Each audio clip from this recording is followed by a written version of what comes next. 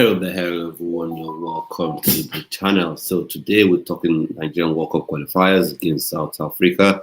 Uh, the team already in Bloemfontein, already in South Africa. The match will be taking place in Bloemfontein, obviously in South Africa. And then as well, we're talking about the Flying Eagles for the Under-20 World Cup, looking at some players that could make the team. And of course, I'll be telling you about some. I'll be talking about some. Yeah, some super talented players or one exciting talent that I think we need to keep an eye out on for, as Nigerians on this channel and in general, because I think his form has been superb. And there's one player as well. When I'm talking about the Under-20 World Cup, could he play in the World Cup? I'll give you my two cents and opinions about that. So, of course, we start right with the Super Eagles of Nigeria. That's where we're going to be focused in right now. So the team in South Africa arrived on Sunday and got themselves settled out. Now, possibly they'll do a gentle training. They'll do some gentle training today and get themselves ready for the game tomorrow. I think it's 5 p.m. if I'm not mistaken. I think it's 5 p.m. tomorrow. So let's see how that all, shapes up. And my last video, some people that watched it, some people that watched that video, like come up with a starting line, a possible starting lineup for the game. A lot of people were going on about Chris Santos starting next to Tola Rokodare. When I look at him, in my opinion, I feel like Tola Rokodare, Uche Chris Santos is a special player, but if he's played in midfield, I think Nigeria will be missing out. We're missing out on what he can bring overall. Don't get me wrong, of course, he knows where the back of the net is. He knows how to score goals, but he is not a striker. And the one midfielder I've used as an example is Frank Lampard. Frank Lampard scored tons of goals from midfield, penalties, long distance strikes, 30, 40 yarders, but he was never a striker. And I'm sure if Jose Mourinho had played him as a striker, he wouldn't have scored the amount of goals he scored. We looked at the likes of Roberto Carlos. Superb going forward, skill, short, but not a striker still. Cafu, the same thing, played right back, pacey. I think he was the rebirth of the modern day fullback. He started this is where you see fullbacks attacking, creating, holding with, scoring goals. So, but he was never a striker. So I think if you take Chris Santos and play him in attack, well, he may get you a goal, but I think overall you're losing out on things that he can actually do for the team. For instance, his tackling, his ability to carry the ball. Because sometimes you may be under pressure. You need someone that can just take the ball and run a couple of meters up the opponent's half, maybe create a chance or maybe just get fouled, and then you take off pressure from the team. So that's why I feel like having him play in attack, the benefits are not high, are not too high up there in my estimation. So I'm thinking for Tola Rokodare, we have seen him play. I think it will be profitable for the team to have someone next to him, someone that can feed off either his laying off the ball, which he did a lot in the game versus Rwanda, and a lot of players didn't take advantage of it, and the absolute chaos as well that he can actually cause, because his presence in the box causes chaos, because you don't see it's natural.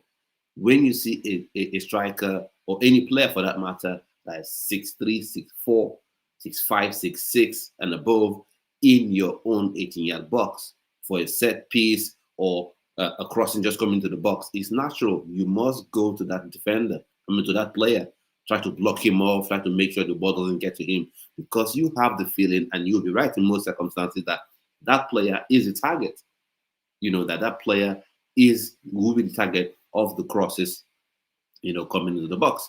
And thanks for joining. If you're joining the video, join the live stream. We're talking about World Cup qualifying against South Africa. Will be taking place tomorrow at the Bloemfontein Stadium in South Africa. And of course, we'll be talking about the Under-20 World Cup. What chances do they have? Looking at their groupings. And as well, we'll also be talking about one super talent.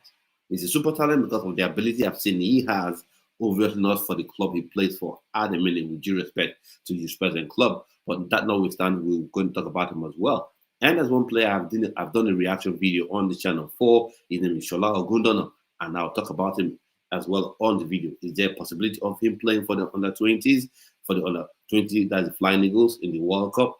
I'll talk about that as well. But for now, we talk about the big game, the World Cup qualifier, Nigeria, South Africa, and certain players. So for me, I feel for Tola Arukodare, I think playing maybe a Cyril Dessers close to him, or you can even go with this, would I call it old school? I won't call it old school all the way, but you play with one. I'll try that formation here and let's see how that works. You could play with one striker, one out and out striker, which is Tola Arukodare, and then you have people close to him. So good afternoon, Linda. Good afternoon. Super Eagles midfield right now. Where will Santos Uche play? I want to know. For me, Santos Uche should play in the midfield. 100%. He should play in the midfield. That's the way I say that. He should play in midfield. He brings that grit. He brings that ability to tackle. He brings that ball carrying ability.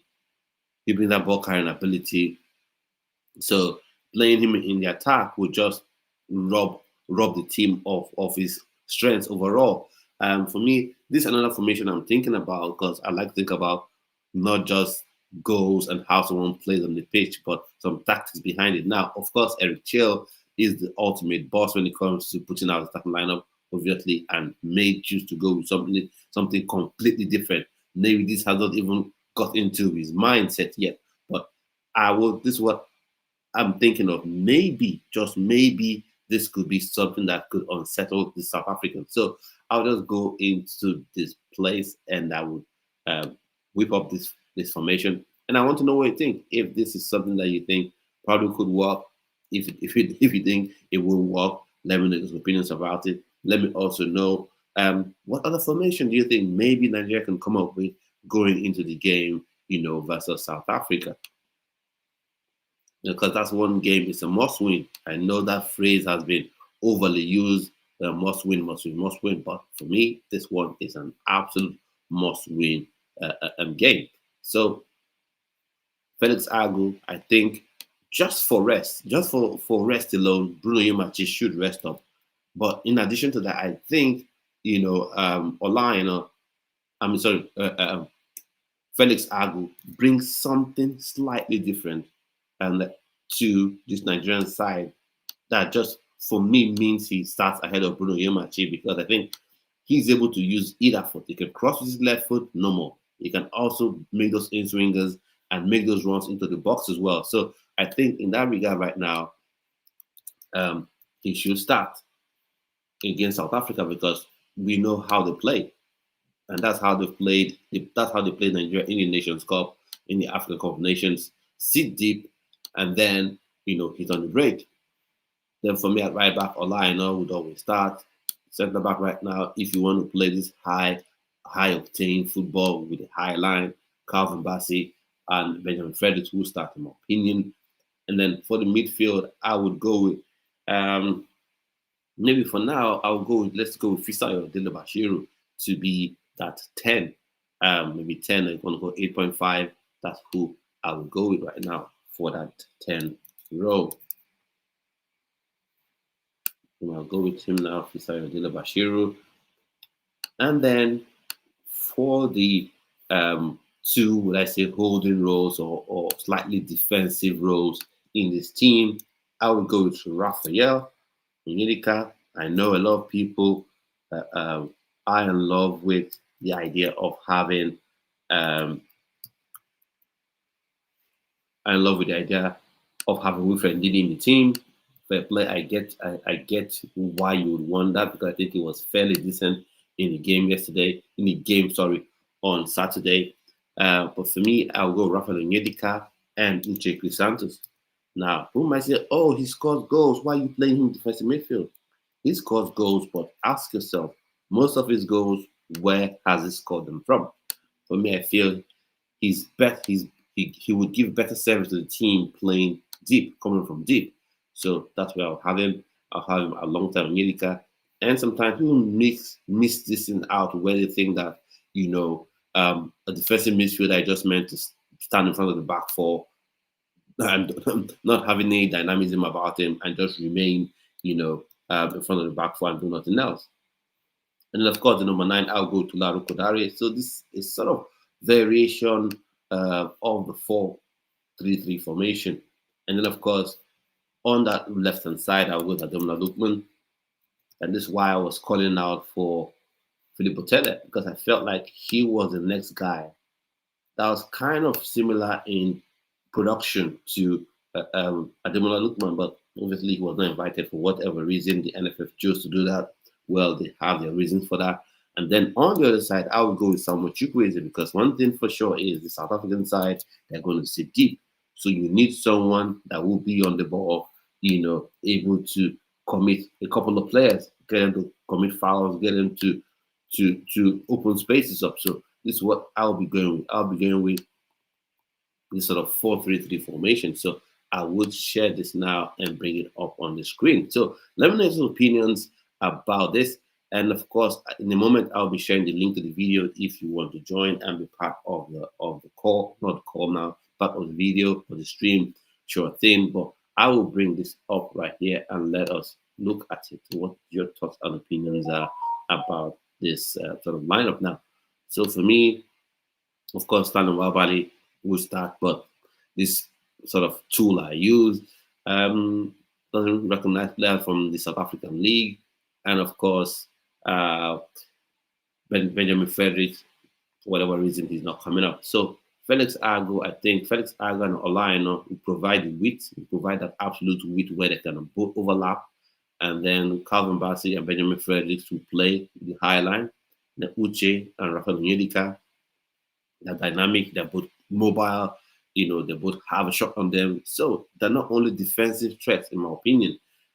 I think they can also be some sort of offensive threat as well. They have ball carrying ability to carry the ball and just drive and drift into the midfield, into the half of the South Africans. So you need that big time, and you need them as well to quell those counterattacks, because that's how South Africans play. You want to sit deep, be compact, and then if you make any mistake, they hit you on the break. So that's why I've gone with them. And then Fisayo Dele Bashiru, give him a start. Let it will be common late on in the game. And when the South Africans are be tired, so that I've gone with him. And then Chukwueze, I've said it, he's got his pace, and Lookman as well got pace. But one reason I've decided to make them more to have more presence in the box as opposed to be stretched out wide is I'm looking to have the width created by Felix Agu and Olaino. And then you've got this giant here.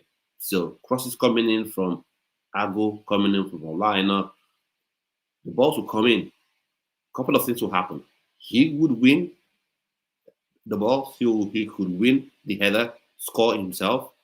He could lay those headers off to the likes of the oncoming Chukwueze, the oncoming Lookman, the oncoming Ademola Lookman, Dele Bashiru, Nebiku Santos as well, that can make those late runs into the box by choice. Or whilst in the struggle, in the air, you're jumping in the air with defenders, maybe 6-1, 6-2 as well, and then there's a struggle for the ball. Those balls will drop in that box, and you want players that can finish to be in and around the box, to be alive to the threat of the 50-50 balls that will drop off. So your Ademola Lookman, that's where they now become super active, super important. Chukwueze becomes super important. Dele Bashiru becomes super important. Uche Santos as well becomes super important. So one of your opinions on this and other topics in and around the game. So I'll share the link right now. So if you want to join, you can click it and join. So drop it here, and that's it. So you can click on the link and join. So some opinions about this, Nigerian Super Eagles. What do you think? What sort of approach do you think and should have going into this game? And for me, like I've always said, the principle still remains the same. Whether or not the points are deducted right now or that deducted come the end of the whole qualification cycle, one thing is still true. Nigerian Super Eagles must go into that game versus South Africa wanting to win. So either way, whether the points are taken off right now or not, they must be looking to win. And Dr. Sonolisa have come up to say, oh, that why FIFA are taking so long, to come up with a decision is because they need further reports from what? It's clear. Is there any other report that will tell you that maybe he has a twin brother and his twin brother was the one that played in that game? No, it's still the same thing. It's clear. I don't know what they're trying to do, in my humble opinion. And of course, let's also remind ourselves of the state of the table. Nigeria prior to the Rwanda game was had 7 points on the board with just one win. But now things have changed slightly. Things have changed slightly. So I'll bring this up here just to remind us of how things look on the table. So I'll bring this up. And this is it. This is how things look on the table right now. So South Africa are on 16 points in the first position with 6 goal difference. Benin Republic are second with 11 points and a 0 goal difference. 0 goal difference. Nigeria is on 10 points with a 2 goal difference. Rwanda on 8 with is that -1, and then down the line, that's where you have it. So for me, I think the object still remains the same thing. You go into those games looking to win. And definitely there is no excuse. There is no reason for Nigeria to go into that game and not win. So let me know what you think about this. Just your opinions on it. And let me know. So let me look at the chat. What are we saying here? So I'll just stop sharing this. I'll just remove this a bit. And what do we have in the chat? So Adebola says, good afternoon. What? Linda. Who is Linda? I don't know. Where will Santos play? I want to know. I've said it that for me, in my opinion, midfield. That's where he plays his best football. A lot of people have seen him played out of position a bit, played as supporting striker, and they're calling for him to play as that. For me, I don't get why you want to play him there. Why not allow a player show the full range of his abilities, right? His tackling, his defensive work, his high pressing ability to carry the ball from deep, powerful, skillful player. Why not let him do that and show you what it's all about and then get his goals from range? And if you're pinning the South Africans in their own half, then you're having someone that can make those late runs into the box and get you the goals. So for me, I think that's super important for us to consider, in my opinion. And now, we'll definitely come back to talk about this this game right now, this World Cup qualifying fixture versus Nigeria versus South Africa, because obviously it is the biggest game right now for Nigerians. But I think it's good to also talk about the under 20, World Cup. The Flying Eagles will be taking on, will be playing in Chile. So I want us to have a look at their group. What do we think of it overall? What are the chances? So let's have that sort of discussion now. So on the 20 World Cup, like I said, we hosted in Chile, and we saw in the AFCON. I don't know what you felt, what your feelings were, about the what your feelings were about that AFCON performance. For me, I was really, really disappointed. The performances were at best underwhelming, in my opinion, because I think some players that were selected just were not good enough. And I think the coach himself, Zubai, wasn't good enough, in my opinion, from a tactical standpoint. But he is still the one coaching the team. So I'm hoping and praying that they've flawed that team with the best players possible. I've seen the likes of Lecce's Divine Oyemachi. I've heard talks of him being one of the foreign-based players to join the team. Let's see what happens to that one. Head of the Nigerian Argentine, Jonathan Spifa Suzu. Also, who has come in the press conference, he wants to play for Nigeria. He loves to commit to play for Nigeria.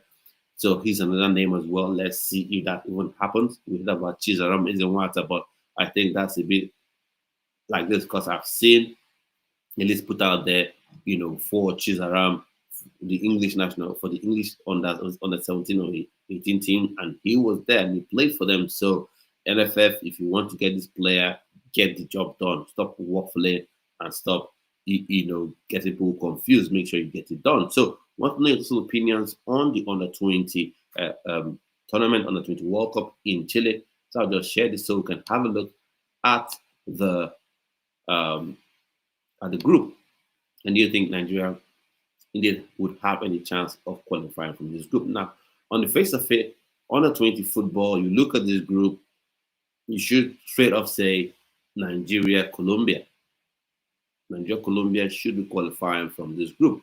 But then again, when you look closely, or rather, first off, when you consider how Nigeria have played, in the how they played in the under 20 AFCON, then it gives you cause for concern. I know some people say yes, you finished second, you finished in third place playoff, and that should be something that gives you confidence. But overall, for me, the way the team carried itself, the way the coach, the tactics behind his play, for me, gives me cause for concern. And when the coach isn't that great, the sure way for you then to win is to just absolutely have the absolute best players available to you. So they overwhelm his tactics. And now, that if I go by the AFCON squad, I don't think they've got the best players available. I already Parabo is there for sure, but when you look at other players on the team, I don't want to start naming names because they're meant to be young men. I don't want to start naming names, but some players are just not good enough. Just by watching them, you just know they were not good enough. And then you have in this Norway team, I think you have Martin Obi will be here. Chidi Martin Obi. He probably will be playing for them. He is Nigerian, obviously, but he's able to play for Norway as well. So he could be here as well. So let's see how it all shakes down. Antonio Nusa that plays for RB Leipzig, I think he could still be eligible to play for them. Let's see Oscar Bob as well for Manchester City. He's age-wise eligible to play for Norway. So let's see how that he's eligible to play for this under 20 team. So let's see how that shapes up. So, total opinions on this grouping. How do you think it would work? For me, there are a couple of names I want to see here. I would have loved to see Rio Ugumoha. I would have loved to see him here, but the way it is right now, England are leading the chart for him, and the NFF Sports Commission are not really pulling their weight. So, but let's see how it shapes up. So maybe he gets to play for England. Let's see that. Let's see what happens with that one. But for me, Divine Oyemachi is the name to look at. There's I don't know, Onyebucha Basi, isn't he slightly older? So he I don't think he will make it into this team. But there are a lot of people I'm looking at who they be in this team. Let's talk about Shola Ogundana. For me, I just want Nigeria to be super careful about the players that you use in this under 20 tournament, because it's one thing you go in, you win games, and then someone says, come back here, come back here. We can't let you go because you use a player who is ineligible, just like we've cited with South Africa having Mokwena, in their game for Lesotho.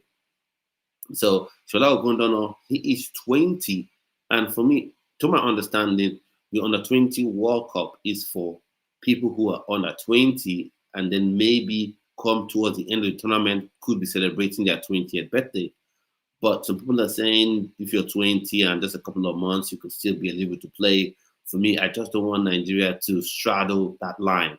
I don't want Nigeria to be caught in any kind of thing like that, because one thing, when it comes to Nigeria, we get punished, to the latter of the law or the latter of the regulation. So letter of the regulation. So I just say if the real thing is 19 and maybe you celebrate your 20th birthday come the end of the tournament, then let's just stay off Shola Ogundana.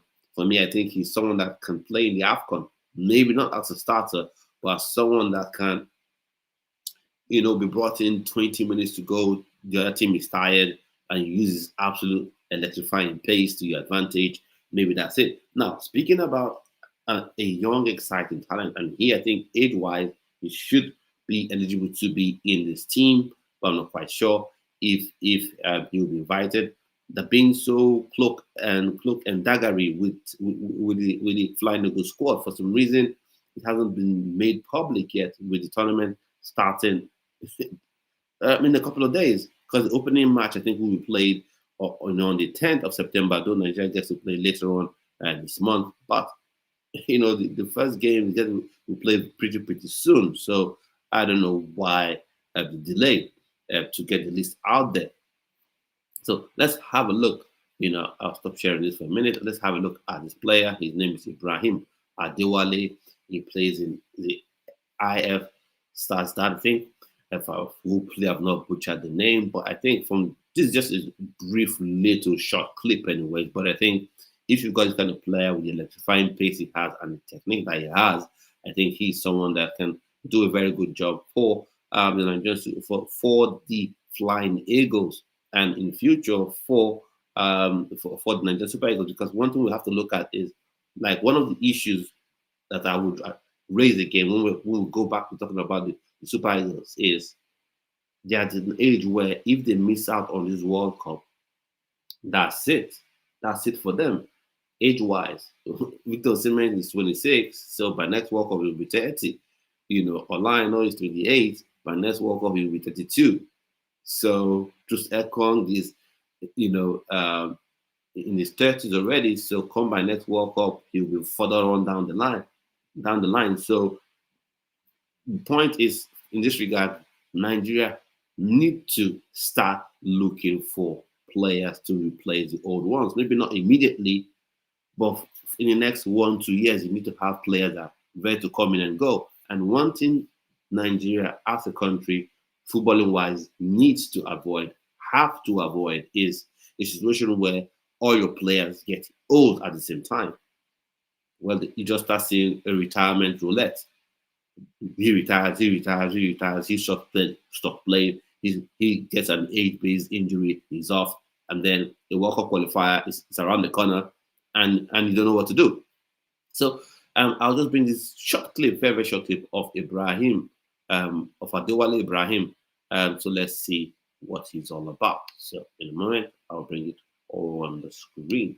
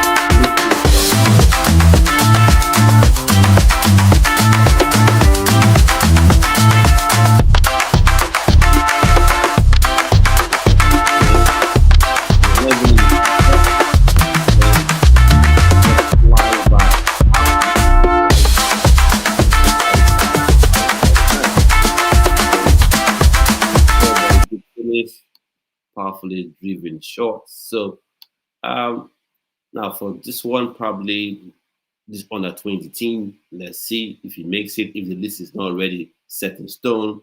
But I think these are the kind of players you need to be looking at, whether it is Adewale or some other player. But the search for replacement for the Nigerian Super Eagles should be going on already, because, like I said, this World Cup is about the last World Cup for most of these players in the team. For most of these players in the team, this is the last World Cup for them. So you should begin to, look at players to take up spots of some players that possibly and most likely would be retiring, would have been retired. So if you're new, if you just joined the channel, thanks for joining. Hope you smash the like button. Hope you're enjoying the content so far. Share this video as well. It will really help the video grow and reach more people. So now back to the World Cup qualifiers. The Eagles, the Super Eagles of Nigeria, are in South Africa right now. So all getting set for the game of South Africa tomorrow. The question I'm putting out there is, how should they approach this game? How should they approach this match versus South Africa? Those are opinions on it. How do you think they should approach this game? What are your thoughts on the points deduction? You know, me, I've been going on about it. I'm like, let this point deduction be done. I don't know why, FIFA are taking so long to get it done. People are saying it has to take some weeks, it will take months. What are they investigating? It's clear, it's as obvious as it comes. You had a player not eligible to play a game being on the pitch. He played the game and you refuse, and for whatever reason, you're saying you're having to investigate. I don't quite understand what you're investigating. It's clear, but let's see what the outcome would be. For me, the same. But for me, the object, the mindset going into that game should still remain the same, which is you're going there to get the win. You're going there to get the win. Any other result, and Nigeria is done. Any other sort of draw, definitely a loss is over. A draw is done. It's done. So going to that game, you have to go with the mindset that you're looking to win. And also, I want to ask this question about Benjamin Fredericks. How do you rate the player? How have you seen his performances? His performance, how you go? First one gone down, one more to go before October. Yeah, one more to go. Thanks, Shady. Shady Keys for your comments in the chats. Super appreciated. Yeah, won the Rwandan game. Now the next one is to make sure this game versus South Africa, you win it. It's super important. Now, I don't know if you want to join the stream. The link to it is in the chat, so you can click on the Shady and we can have a discussion, on here. But overall, like you're right. Yes, we've got the win versus Rwanda. The next one should be South Africa. And for me, I don't really care. I don't really care, what the scoreline is. Some people are saying, "Oh, let's beat them 6-0, 4-0." I don't care. Of course, if you beat South Africa 10-0, I'll be, "Oh yeah, 10-0." Beat them. But for me, just win 1-0. I'm good. 1-0, I'm good. So good luck says, have they started training? Yeah, I think at some point today they should get some training done, because the game is tomorrow. So they cannot but train today. Tomorrow, I think maybe earlier in the day tomorrow, it will be more of a step down, make sure the muscles are loose and free, and then going on to play the game in the evening. I think it's 5 p.m. tomorrow, Nigerian time. And then as well, if you're thinking about where to watch it, if you didn't watch it, if you're having issues watching the game on Saturday, you will be able to watch it on FIFA Plus. That's the first platform for World Cup qualifiers. Now, I'm really eager to see if the World Cup itself will be on that FIFA Plus app, or maybe it will be on terrestrial TV. So let's see how it all shapes up. So those are the opinions on this Adewale kid. Just showed his video moments ago. I think he's decent. He's got that pace, which is why I say Nigeria's football should be based on wing play and pace, because that's something that Nigeria produces like this.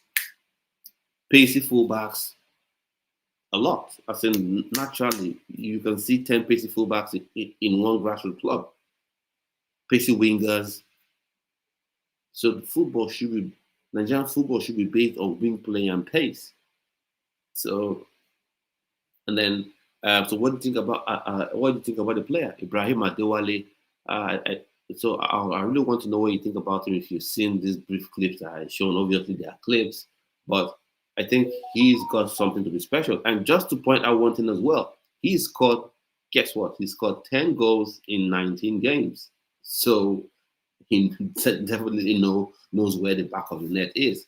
and to have such goal threat from the wings, that can be that's enormous because and that's one thing Nigeria lacks. I think people who can really score goals from the wings. Ademola Lookman is one of them. But when you look at every other winger we have in the Nigerian national team, you don't see much goal threat from any of them.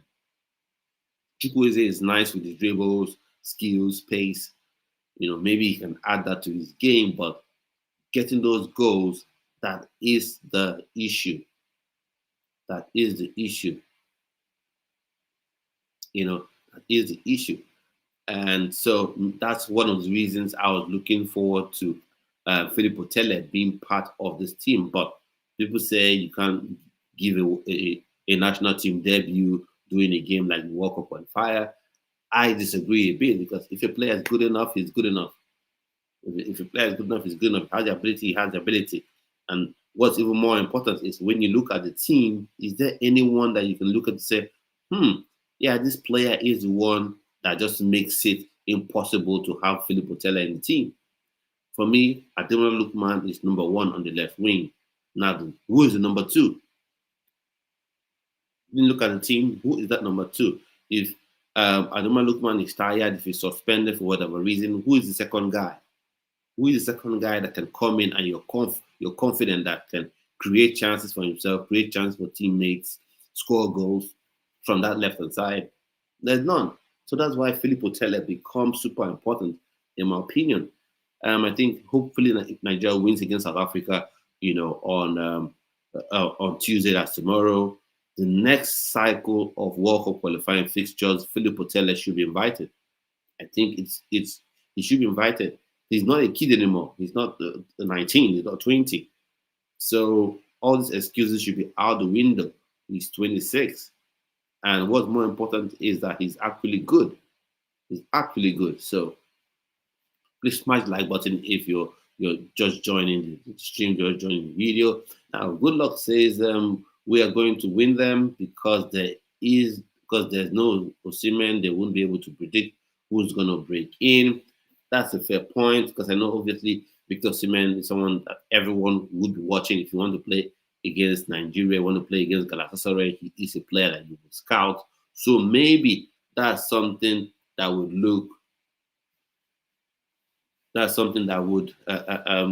shake up the South Africans a bit. But on the other hand, Victor Osimhen is someone, yes, you can scout him, you can watch him, but your scouting is more or less useless because he's one of these football players that are forces of nature, and just like Didier Drogba, Diego Costa, you can scout them. Okay, yeah, you scout them. Yeah, you have to scout players from your opposition team, but you can't really stop them when they get going.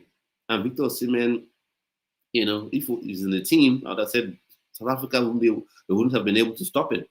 So, but now I think we need to figure out other ways of playing with him not being in the team. So Kim Lu says Lookman has never scored for Nigeria from a winger position. He has scored from an inside forward position.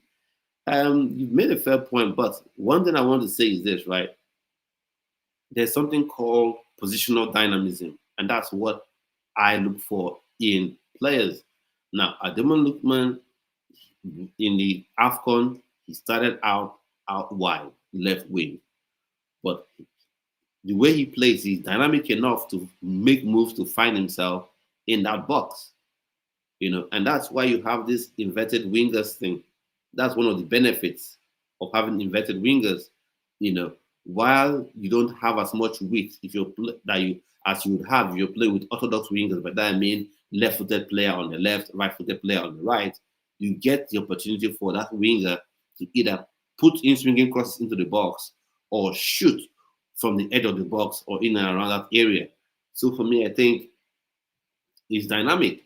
And that's one of the reasons I look at Uche Crisantos and say, people are calling for him to play in the attack, to play next up to Laroko Dare.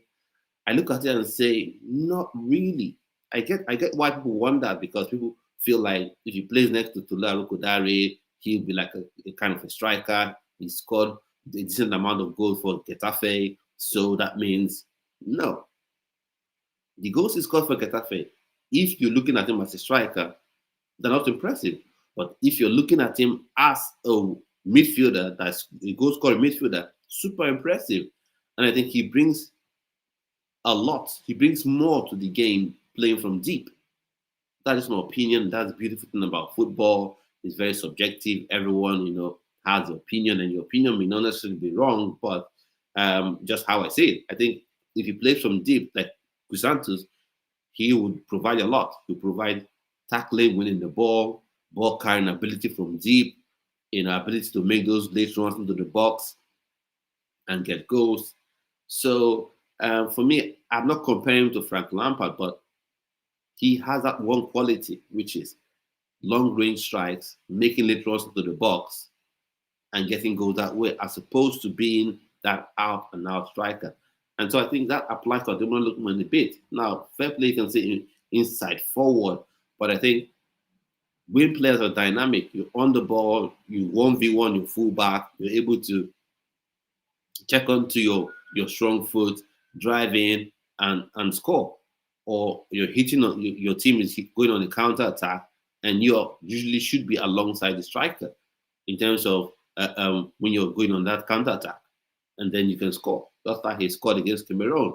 So that's the way I look at it. And then why I say his best position is that left wing when he plays inside the channels, like when he plays in that narrow space in the midfield.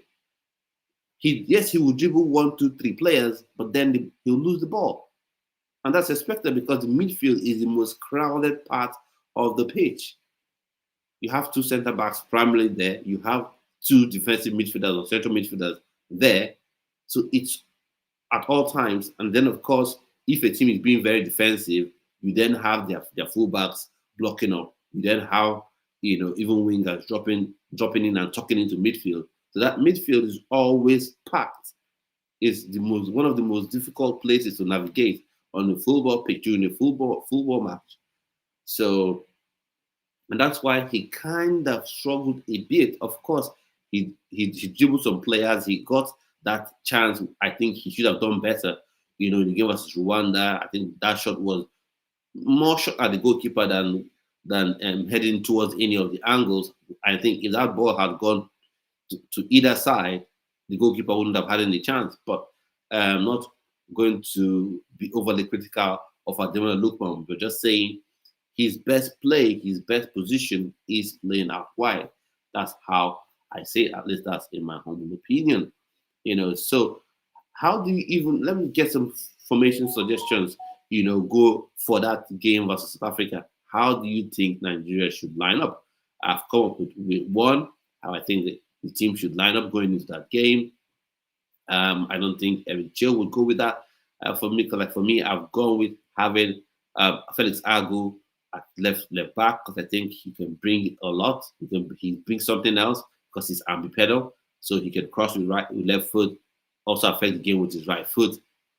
Because you need all those tools. For South Africa, I think, will be sitting deep. They've got 6 points ahead of Nigeria right now. If they draw, it still remains at 6 points, and they're comfortable. So the onus is not on them to sort of open up and play free flowing football. It's not on them. So I'm going with Felix Agu there. I've gone with Calvin Bassey and Benjamin Fredericks in that centre back pairing because I feel like Eric Chill would want to still play with his high line, high pressing, looking to get an early goal. And he has to. He has to because right now the position we are in, a draw is as good as a loss. A draw doesn't move you up the table. You still remain where you are. If Benin Republic at least draw their own game or win, they're still ahead of you. So a draw doesn't do anyone any favors. That's why I've gone with them. And then I've gone with Olaino at right back. I just feel like the difference in quality between Olaino and practically Samuel is just too wide. And that's why for me, I've gone with him. And then the midfield, I've gone with Rafael Onyedika, and I've gone with Uche Crisantos and Fisayo Dele Bashiru in that three-man midfield. And then I've gone with Tolaru Kodare as a striker. And I've got Ademola Lookman playing close to Tolaru Kodare, as well as having Samuel Chukwueze playing close to Tula Rokodare, because I just have this feeling that um, at some point, if enough crosses come into that box, right? If enough crosses come into that box, then you want, Tula Rokodare will win a lot of those crosses by himself and either score goals or be able to lay them off for oncoming teammates. So that's where the likes of Samuel Chukwueze's become important. The likes of Iwadumala Lukman's become important, and Fisa Adile Bashiru as well. I think could be able to make those runs into the box, possibly score. Uche Santos, that's where I think he'll be able to make those runs from deep, goes in and get a strike from distance, or goes into the box and score. So that's how I think the team should set up. But let's see what Eric Chill will go with going into the game on Tuesday. So let me know those opinions on this lineup. What sort of lineup would you want to see? Let me see it in the comments. Let me see it in the chats. So, and then again, just to remind us of the standings. In a minute, I'll get that out now. The standings.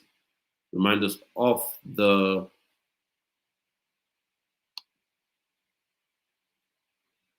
standings in that Nigeria's group.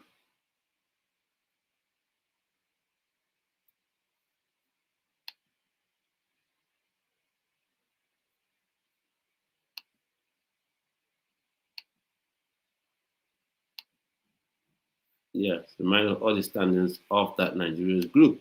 So let's have a look at it. So as you can see, you've got South Africa topping the group with 16 points. So currently 6 points ahead of Nigeria. Benin Republic on 11 points. Currently 5 points behind South Africa. Rwanda on 8 points. Lesotho on 6 points. And when looking at this right now, it's just super frustrating.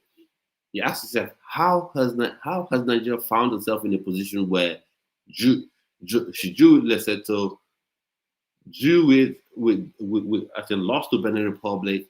How has that happened? How has that happened? It's just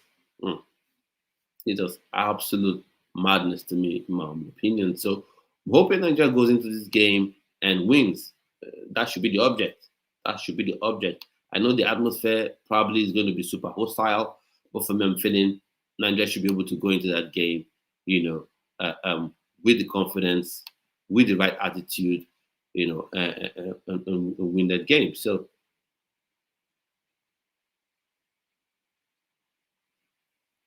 and then the next round of fixtures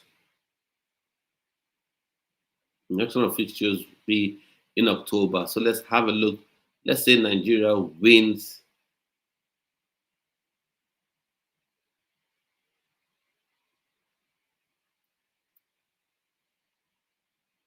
Next round of fixture. Let's see. Can we get that up? No, apparently that's not going to come up right now. But so that means you're going to play with Lesotho again, and you're going to play with Benin Republic again. So I think that's the fixtures. I want to make sure I'm getting it right with that one.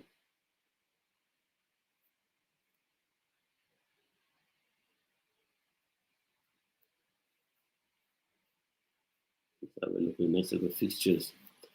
So I want to know your thoughts on all of that. Well, thoughts on it, and then as well, on the channel we've been talking about the under-20 tournament as well coming up in Chile. What are your feelings about that going into that tournament? Is it something you care about? For me, of course, I care about it now. We're doing watch along on the channel for the games that Nigeria will be playing. So what I feel about the game when I look at the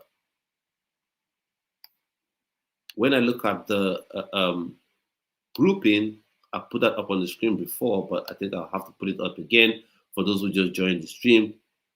When I look at the grouping, when I look at the group, I would say to myself, Nigeria should be able to qualify, from this group. But then again, if you look at the AFCON, you ask yourself, Really, are you super impressed? Are you super impressed with what they did in that tournament? For me, not so much. Not so much. In this group, you've got Colombia, you've got Norway, you've got Saudi Arabia. So on paper, the toughest competition should be Colombia. But then again, mm, with Nigeria, you never can expect. You never know what to expect. You never know what to expect. But we've had talks about some new faces that will be joining. Also, start on the 27th. So is it start on the 27th? Nigeria plays on the 29th. So the first set of fixtures for the under 20 World Cup. So just getting you informed, that's on the 27th. So 27th, we'll start with the game versus Japan and Egypt.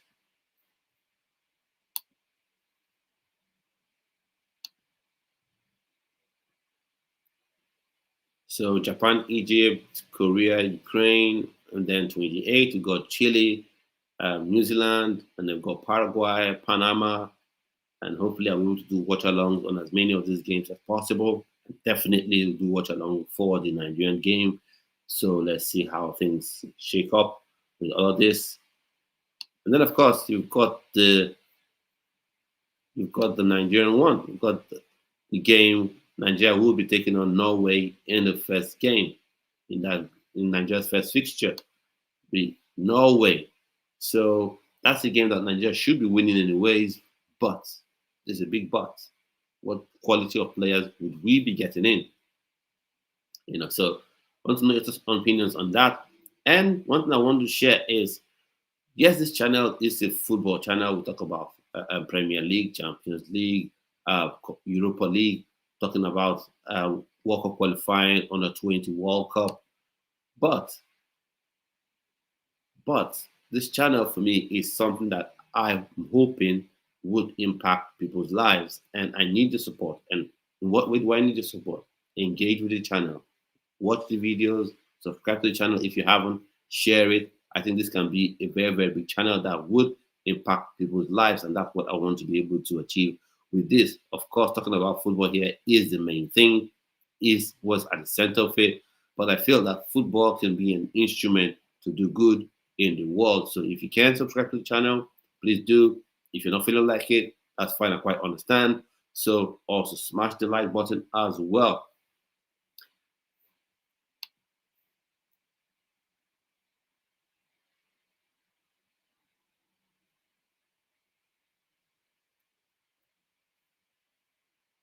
Yeah.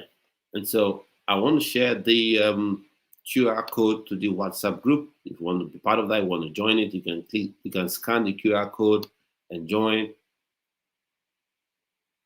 So you can see what's going on behind the scenes. You can have discussions in the group about football, about how this channel can impact people, and things you would love to see on the channel as well. So this is the QR code. Yeah, so this is the QR code for the channel. You can scan it and it takes you straight to the WhatsApp group. You can join through it and then you can have discussions on there as well. So I'll just leave it on for a couple of seconds. So give people time that want to join this our WhatsApp group to scan and join. But I know the way life is right now, probably you're on a couple of WhatsApp groups and maybe join another WhatsApp group may not be top on your agenda. So in that regard, I quite understand, and that's fine. But overall, that's okay to me. But for me, I just want to be able to achieve a lot of things with this channel, affect a lot of lives with this channel. So if you want to be a part of that journey, want to be part of that story, go ahead, scan the QR code, and let's move together. So, but for now, take this off. And there are videos that I've done. Like if you want to watch reaction video I've done about Shola Ogundona, you can go there and watch it alongside with other players like Philip Otele, Rio Ugumua, and other players as well. So, but now I want to talk about Shola Ogundona. He's a super exciting player. He's got pace. He's got skill. He used to play in the Brazilian league. Now he's joined Dynamo Kiev. one of Ukraine's top clubs. So fair play on him. Whether or not you play in the Champions League, I'll give you that information. But what I want to talk about him is there has been this talk, or there has been this talk of him playing in the Under-20 World Cup for the Super Eagles, for the Flying Eagles. And to be fair, this has not come from the NFF. This has not come from the NFF. This has not come from the Flying Eagles head coach himself. Or had a lot of talk about this. I decided this is something I have to address, or at least have to give my opinion about. Now, for me, I think, while he's a good player, I don't want any risk to be taken when it comes to regulations, right? He is 24. He is 20 rather. Some people are saying he's still eligible to play in the Under-20 tournament. I say, why risk it? Why risk it? One thing you don't want is you win the tournament, and then someone tells you, no, you can't go with the trophy. Come back here. The second place team has won this tournament instead of you because you played an ineligible player.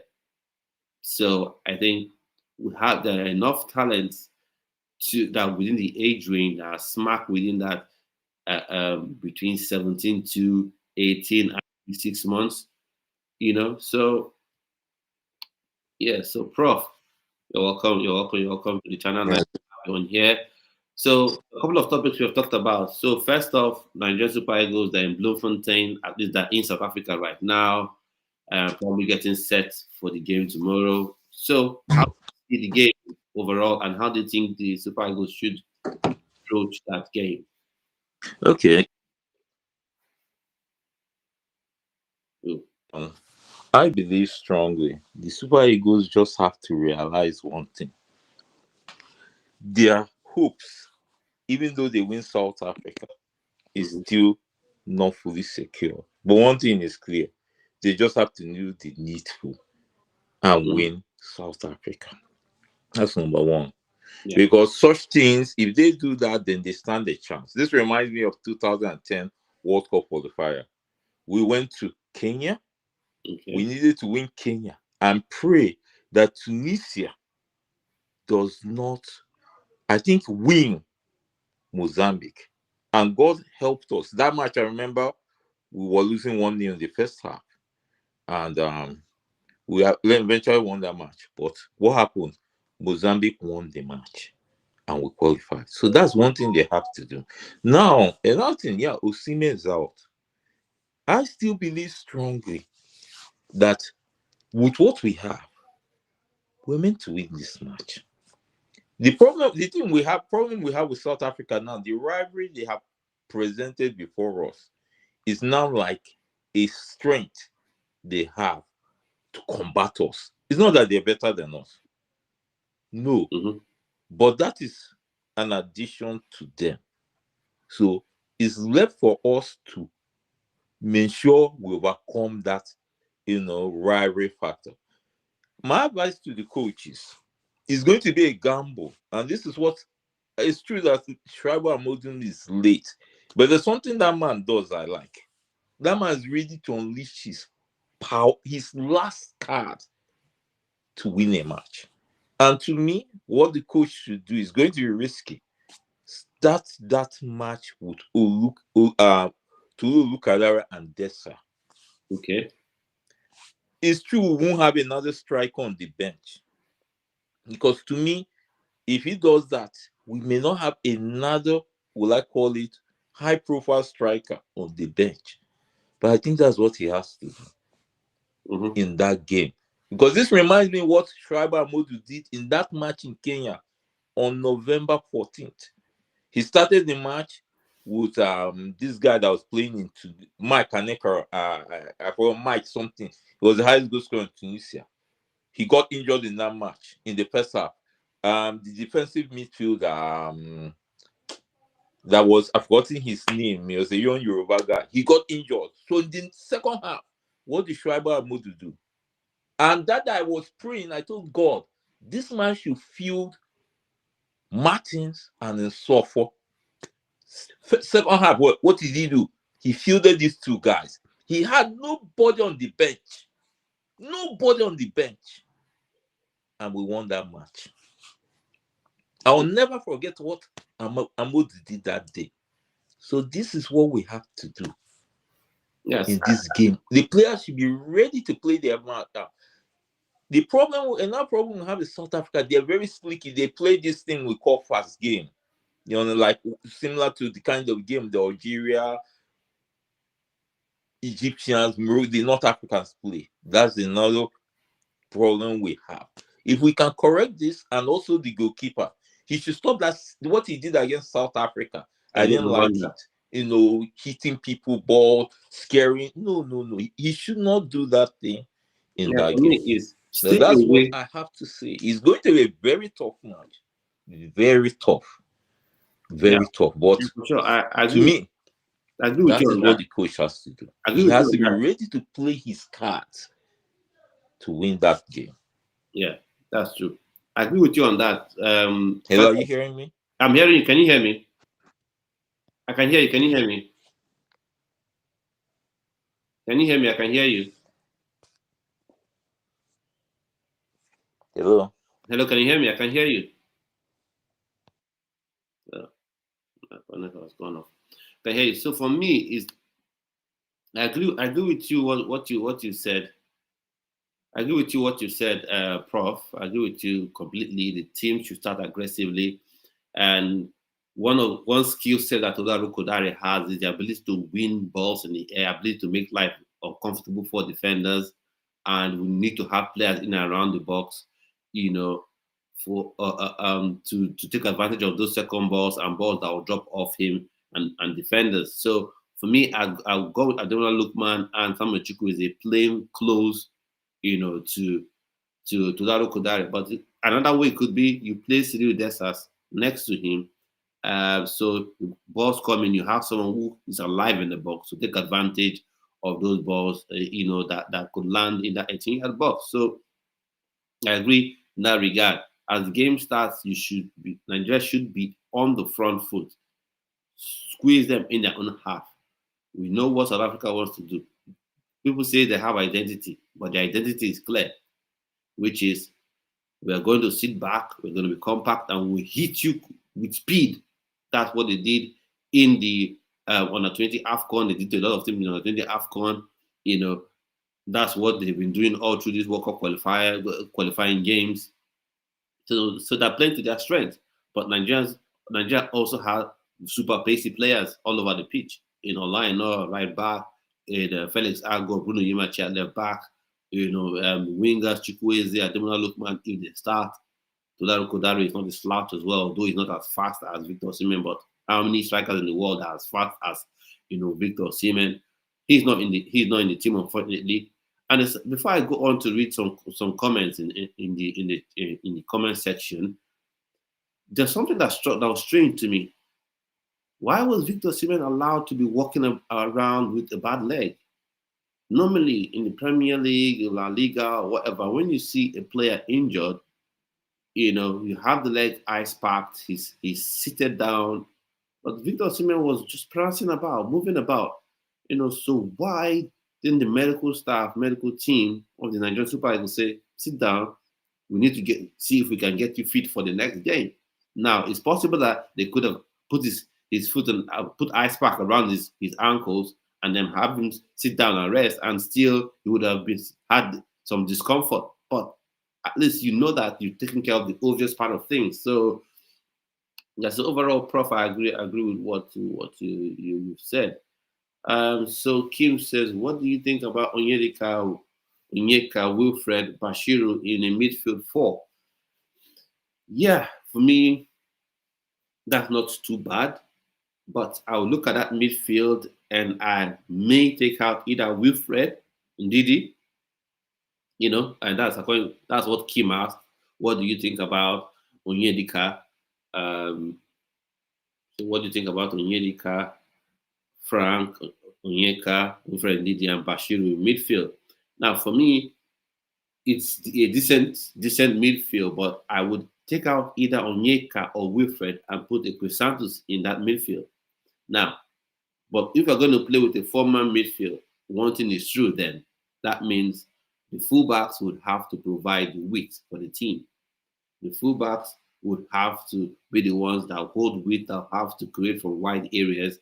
And if we're doing that, that means, of course, Felix Agu and Olaina would then be encouraged to go forward. So overall, for me, that midfield four isn't too bad, but I'll have to put Chrysanthus Uche for either Wilfred Ndidi or Onyeka. And maybe he needs to rest up and Wilfred Ndidi start. And then as the game progresses, if you have a 2-0 lead you're holding on to, or even a 1-0 lead with 5 minutes to go, I think you bring Onyeka in to help, close down play. Because for creativity, is Onyeka really creative? I'm not quite sure, but I think Chrysanthus Uche is creative.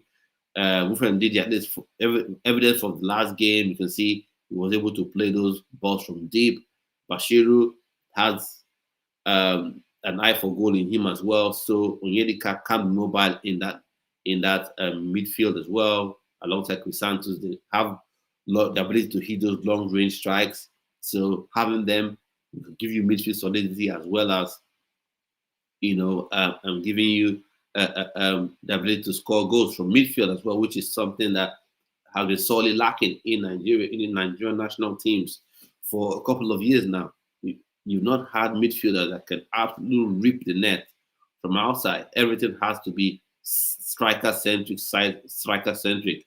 For teams that win competitions, that win tournaments, you have to get goals from other areas. Of course, your striker is the main person that has the responsibility to score goals. So that's it.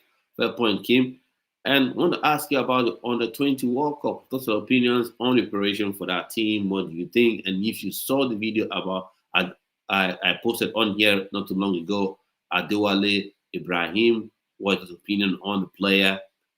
I think for me, Under-20s, he should be in that team, but I don't think he would be, because I think right now the squad list, even if it has been made public, is right now filled up, because we had the camp was opened a couple of months ago, if I'm not mistaken, but we've not heard anything about the squad list, even a provisional one. Given that this is the 8th of September, and that's 20 days away from Nigeria's first game. And so I want to know your opinions on that one. And then, of course, I talked about Shola Ogundona. Should he play in the 20 World Cup? People have said he should play. I just feel like I don't want Nigeria to mess about too much with these regulations. You don't want to be on the receiving side of some sort of punishment from FIFA or something. Although for whatever reason they are dragging their feet to punish South Africa, I don't quite understand it. This is as straight as it comes. I don't know why they're dragging their feet. People like Sonolise have come up with reasons. They're trying to investigate. What are you investigating? It's not complicated. It's quite obvious. Millions of eyes saw Mokoena play for South Africa when he shouldn't have been playing. And so I don't see what they're investigating. But like I've said at the top of the show, is it's still the objective still remains the same. The plan still remains the same. They have to go into that game and get all 3 points. Go into that game with a mindset that you have to win. Now, speaking about mindsets, let's see what. Let's look at the comments under this post and see what people have had to say. About the Super Eagles, what they've had to say in the chats. So let me share this and let's see what people have been saying. So correct, yeah, I agree with you on that one. So let's see what people have been saying on X about the game. Let's comment here. So share this and bring this on here. So share it on this place. So people have been saying. When Arthur says, I've been on TikTok taunting South Africans to sleep with one eye closed. Now me come they see them for my dream. Enjoying boys. Hopefully Super Eagles was proud. Usually on this channel, you have lots of Africans that come in, and like to of course support their team,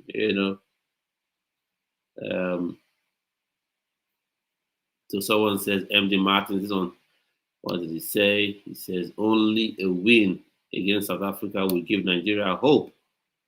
For sure. Only a win. Only a win will do. Only a win will do. Only a win will do. So there says we are not happy. We are not happy that your squad is incomplete. We didn't want no excuses going into the game. Of course, South Africans will yap. I'm sure that's the South African. We're not making any excuses. The team that we have right now should be able to beat South Africa.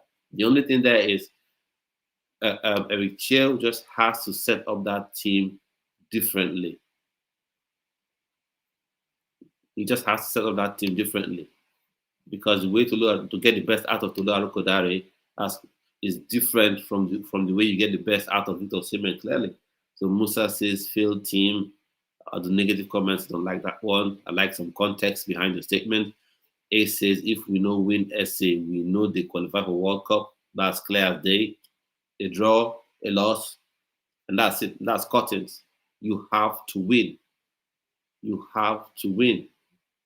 Whether or not points are deducted or not deducted, it's clear. Clear as day. You go into that game having to win. Into that game having to win. So Nigeria Football News came up with this one. Wonder what you think about this sort of formation. This is what someone has come up with. This is a 3-4-3 formation. I doubt if Chill would go with this 3-5-2.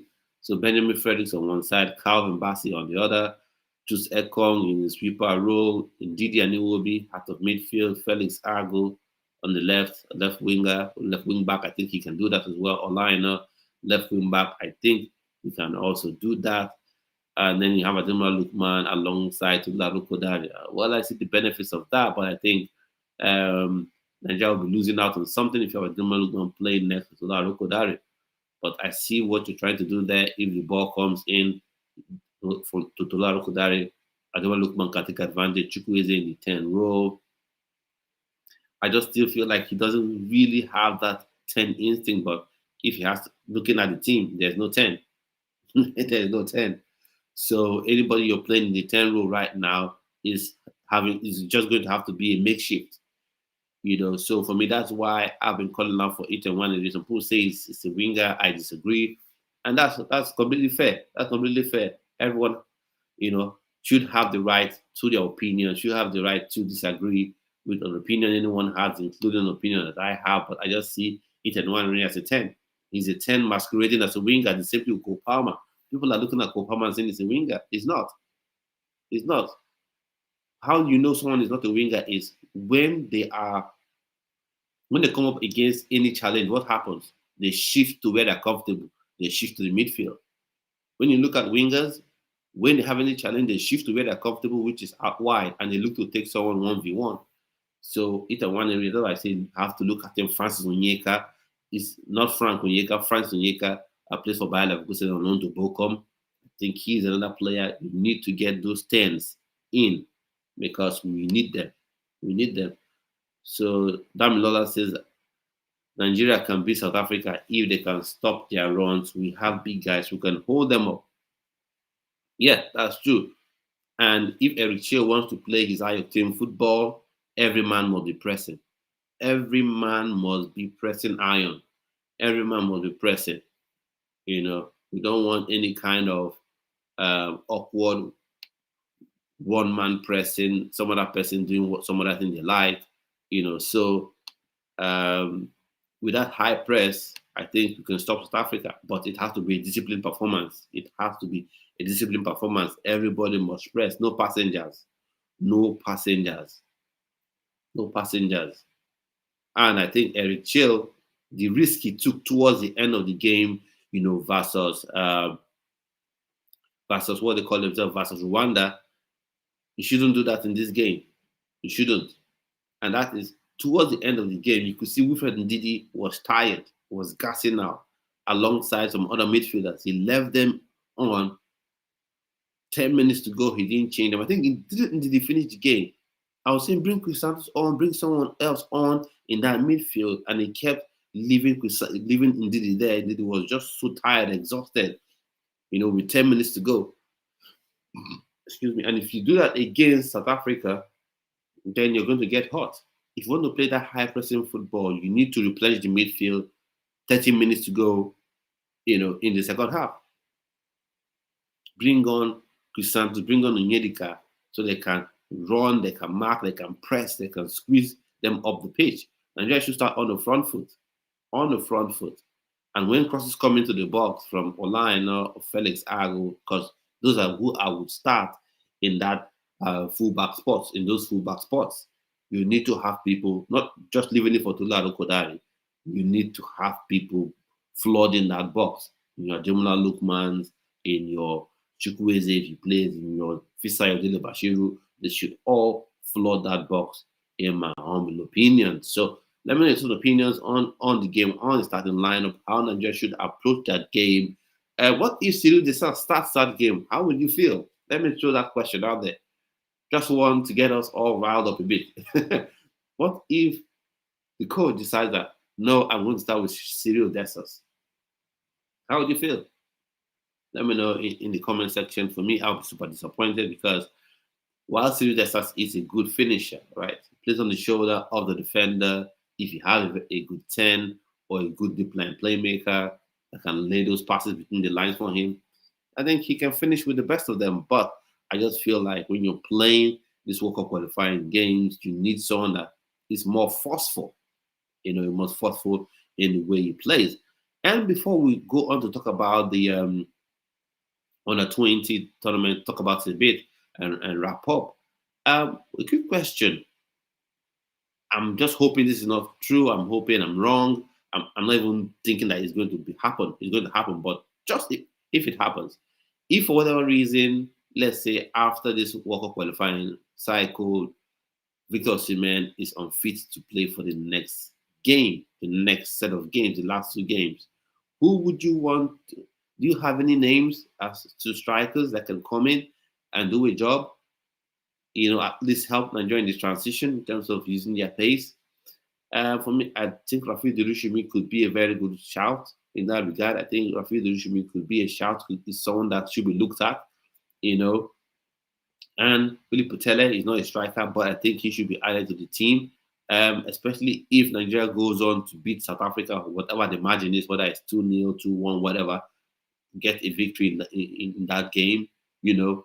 Need to strengthen your squad going into the next set of games. And Akko Adams, I don't know what's wrong with that player. Each time he's invited for any tournament, for any World Cup qualifier, AFCON, whatever, he picks up a knock.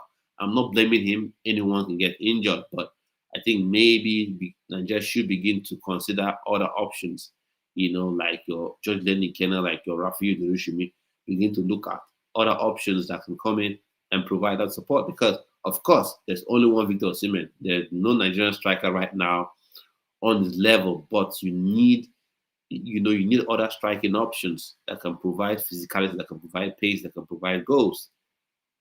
So the next World Cup qualifying cycle comes up in October. Hopefully, we go into that with 6 points from a possible 6 from this present World Cup qualifying cycle. So let me know your thoughts, opinions on that one. And then the under 20 tournament, Flying Eagles will be playing against Norway, playing against Colombia, playing against Saudi Arabia in their group. So are you looking forward to those games? Or right now you're all locked in to the World Cup qualifying fixtures for South Africa? But for me, on this channel, I'll be doing watch along for the games, especially the Nigerian games, the games that Nigeria will be playing. I'll be giving an update, I'll be giving news update of the team. And right now, I'm just looking around and waiting for the squad list to come out. And then I would give my opinion, and then I will bring it up to you, and then I'll give my opinions on this as well. And hopefully, would have panel members that will join up and be part of that production. Also to say, football is something that unites us all over the world, especially for Nigerians as well. And I think football can be a force for good in all over the world, especially in Nigeria. And I'm looking at this channel as something that can be an instrument of that good. So one way you can support that to happen is just keep subscribing to the channel like we have been doing, keep watching the channel like we have been doing, videos on the channel, keep sharing the channel like you've been doing, and also you can also join the WhatsApp group where we can have discussions about programming coming on the channel for those who want to be panelists on this channel to talk about Champions League, Premier League, talk about Nigerian football, what's going on with Nigerian football overall, talk about what the World Cup, if hopefully Nigeria qualifies for it, AFCON, when the AFCON comes around by December. So if you want to be part of all of that and part of different ways that we're doing fun activities that we're doing like fastest fingers, football matchmaking. Now, get this wrong, not matchmaking as a relationship, but matchmaking of footballers to clubs, fun activities like that, and enjoyable and fun games. So if you want to be part of that sort of community, you can join the WhatsApp group. I think that's the easiest way for us to maintain interaction offline. So I will share the QR code to the WhatsApp group. If you want to join, you can just, if you want to, you can scan and join the WhatsApp group. It's free. There's nothing attached to. I'll never ask anyone to pay anything. It's absolutely free. No payment attached to whatever. So I'll just share this in a bit, and you can scan the QR code with your phone if you want to be, part of this group. So just taking a bit to come up, and I'll just bring this up here. So that's the QR code. You can use your phone and scan it up there, and you will be able to join the group. So just a place to have discussions about what's going on the channel, what's going on in Nigerian football, and how you can participate in different activities, different giveaways, and things like that on from this channel. So if you've scanned it, that's fine. If you want to join, that's fine. And even afterwards, if you want some more information, I can let you know. So, and then last thing I want to talk about, I've talked about it earlier on in the video, but just for those who just joined, and that's about Shola Ogundan. He's 20 years old, super exciting player. I did a reaction video about him. He used to play in Flamingo for the under 20. I think he made the first team debut as well, but now he's joined Dynamo Kiev. So people have been of the mindset that he should be part of the under 20 squad for the Flying Eagles. But I looked at it and I felt like I don't want Nigeria to be in a position where you're facing issues as to regulations. You're facing regulatory issues. You don't want to be in a position where, FIFA says, oh, you play this player, is ineligible to play, he's XYZ years, he's a couple of months older than the age, and then you get your trophy taken away from you. So that's not what I want. So I'll share the grouping for the under 20 tournament. Let's see. So you get aware of the teams that are in that group. So I'll share this.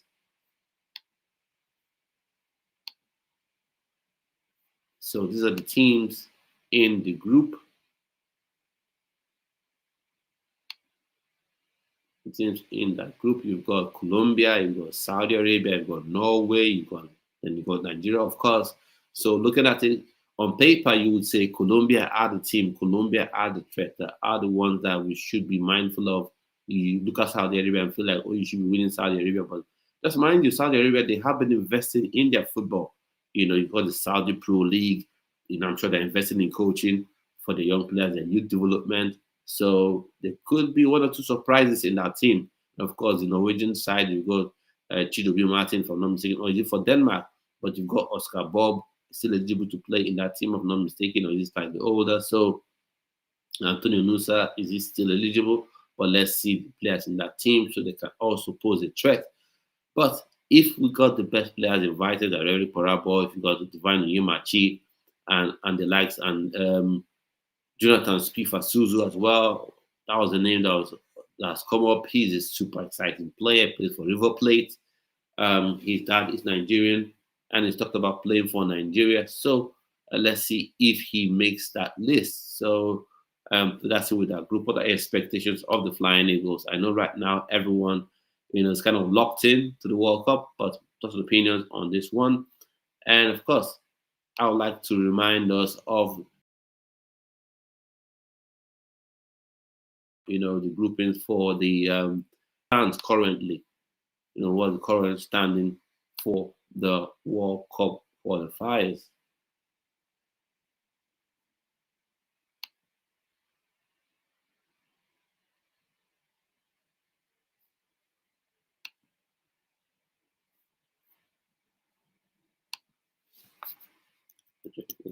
To bring it up.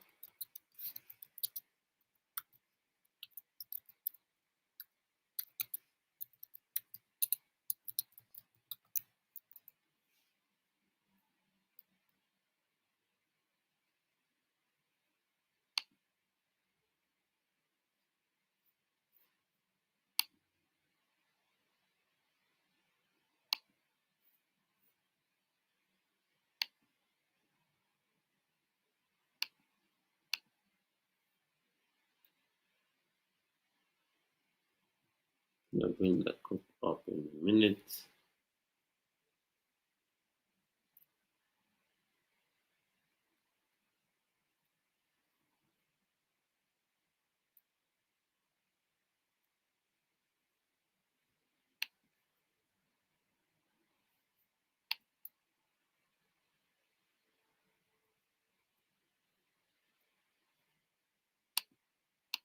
Why is it taking too long? Just hold on a second, bear with me while I bring this up.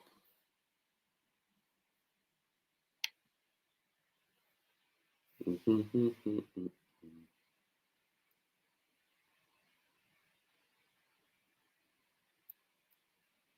this up in a minute. What are we doing? This FIFA Plus. Nope. What are we looking for?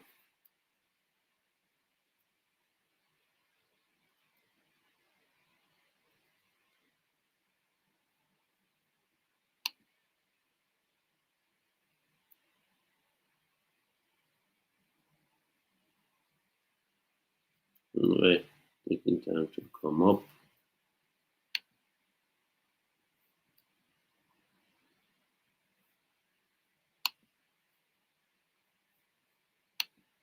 Mm-hmm.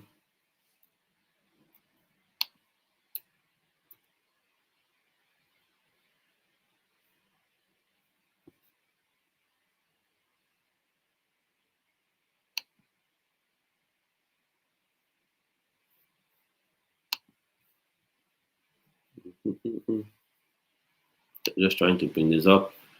It's awkward just looking at my face, but hopefully now this will be the right one.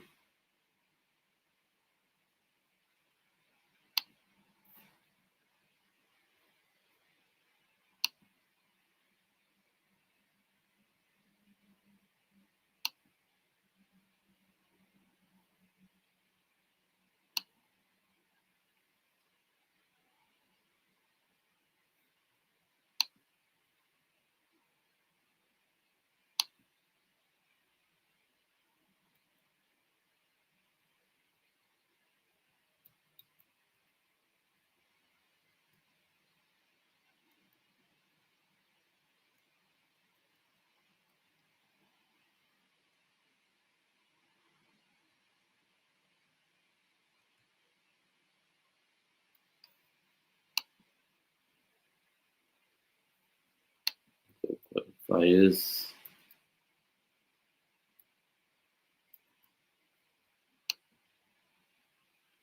Bringing it up, bringing it up, bringing it up.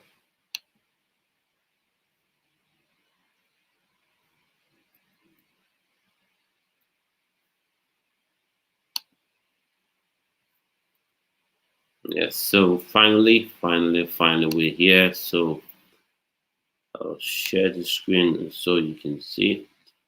So just to remind us, just to refresh our minds as to what the standings are for Group C, where we have the group where Nigeria is in. So you've got South Africa top of the group, 16 points. Benin second, 11 points. Nigeria 10 points. Rwanda 8. Lesotho 6. Zimbabwe, this is sad. Zimbabwe 4 points, and 2 of those points they got drawing Nigeria.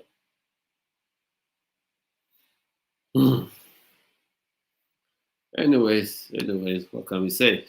What can we say?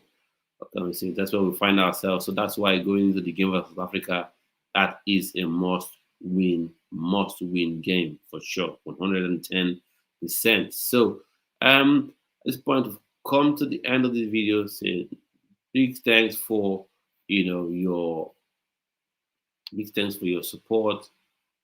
Big thanks for your support, and you continue to watch the channel, continue to share the videos on the channel, subscribe, and all that good stuff. Thank you so much for your support. It does mean a lot to It really does mean a lot to me. Thank you so much. So the channel continues to grow. Really, thank you. So, hopefully see you on yet another video where I will previewing the game. And if you enjoyed the watch along and last time for the Rwanda game, I'll be doing that again for the game versus South Africa. So you can join me and let's watch the game along, watch the game together. Let's see someone drop something in the chat. Okay, so Kim says well done. Thanks so much for your comments. Thank you for all those that have dropped comments. Thank you. Just highlighting the comments to show you people who dropped their comments in here. Thank you so much.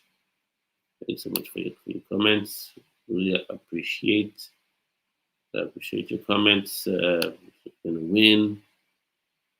Thank you. I'm beginning to see some regulars on here. So big thanks to Prof as well that joined. That joined the video that came on stream and joined.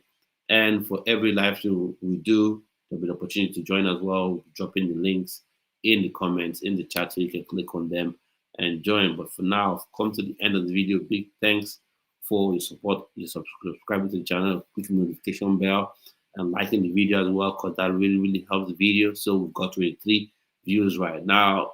If you smash the like button, it really help this video reach more people. Really would appreciate that. But at this point, we've come to the end of the video. Say a big thank you to everybody for all you do. Continue to support the channel. And hopefully Nigeria wins against South Africa tomorrow, and we'll be here for it. So do have a spectacular rest of your day. Stay well, and most definitely, stay blessed. Bye-bye.